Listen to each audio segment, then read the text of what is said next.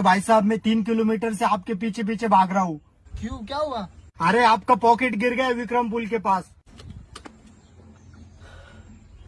अरे thank you भाई यार, आपने सच में यार मेरे लिए इतने दूर से भाग के आया यार। क्या आदमी हो यार, दो पॉकेट दो। पॉकेट? वो तो मैंने नहीं लाया, मैं सिर्फ आपको बताने के लिए यहाँ तक आया। जाओ वहाँ से जाके ले लो। जाने वफा तुझको क्या